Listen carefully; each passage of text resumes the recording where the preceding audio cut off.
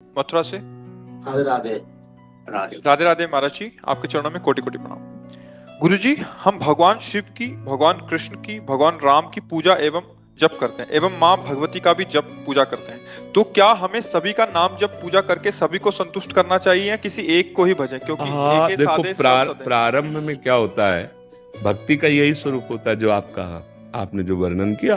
प्रारंभ में सबकी भक्ति का स्वरूप यही होता है। जब हम कक्षा 5 में पढ़ते थे तो शिव चालीसा, दुर्गा चालीसा, हनुमान चालीसा, ये सब एकत्रित कर, क्योंकि हमारा प्रारंभिक जो भक्ति का कदम होता है वो इसी तरह से चलता है।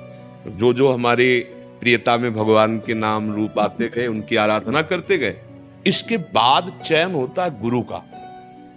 जो रंग लाने वाली बात होती है वो होती है कि जैसे हम विविध चालीसाएं पढ़ी, विविध नाम कीर्तन किए, भगवान की कथा, तो उसके फल स्वरूप मुझे सदगुरुदेव मिले। फिर सदगुरुदेव ने जो नाम दिया, सदगुरुदेव ने जो इष्ट बताया, उसको पकड़ लिया। अब हम आराधना सबकी करते हैं, लेकिन प्यार सदगुरुदेव के बताए हुए नाम और उपास्य देव पर है। जैसे एक पतिव्रता पत्नी अपने देवर, ननंद, सास ससुर सबकी सेवा करती, पर पति के लिए, क्योंकि वो पति के सब हैं, उसका पर्सनल प्यार किसी से नहीं है, पर्सनल प्यार अपने पति से है। अब ये आ गया रंग प्रेम का, समझ रहे ना?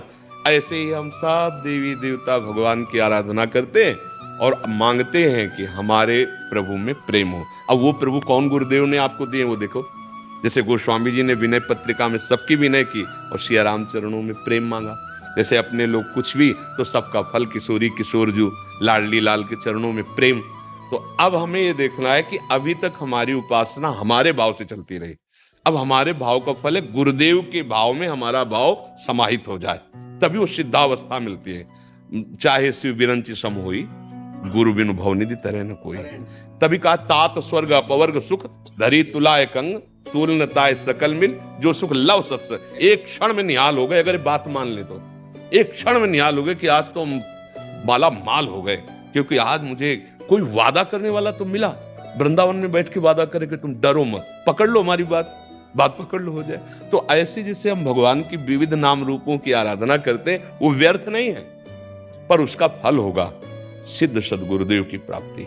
और सदगुरुदेव प्रदत्त मार्ग भगवान को अधीन कर लेता है। आप खुद हृदय में देखो, अभी प्रियता कहां है, प्रेम कहां है आपका? आप नहीं ढूंढ पाओगे। शरीर में भी प्रेम है, परिवार में भी प्रेम है, भगवान के विविध नाम रूपों में भी है, तो अभी वो प्रेम नहीं हुआ। जब सबकी ममता ताग बटोरी, मम पद मन ही बांध, वो काम गुरुदेव करते हैं। तो भगवान से प्रार्थना करो कि आपसे बड़ा कोई गुरुदेव है नहीं, आप कृपा करके मुझे आदेश अंदर से करो कि मैं आपके किस नाम रूप में आसक्त हो जाऊं। वो शिव रूप है या राम रूप है या वही है, दूसरे नहीं है। दुर्गा, काली, अंबा, जो भी कहो वो एक ही है। बस एक जगह लग जाने पे फिर आनंद की अनुभूति होती है। जैसे भगवती अंबा, पार्वती जी तपस्या कर रही थी भगवान शिव को पति रूप में प्राप्त करने के लिए हिमालय में। तो भगवान शिव ने उनकी प्रीति परीक्षा के लिए सप्त ऋषियों को भेजा। सप्त ऋषि आए, आतिथ्य सत्कार किया भगवती अंबा ने, क्योंकि ऋषि महात्मा आए तो अर्घपात दिया।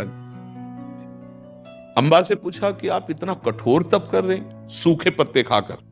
अपर्णा, भगवती अपर्णा नाम से सूखे पत्ते भगवान शिव की प्राप्ति के लिए पा रही थी।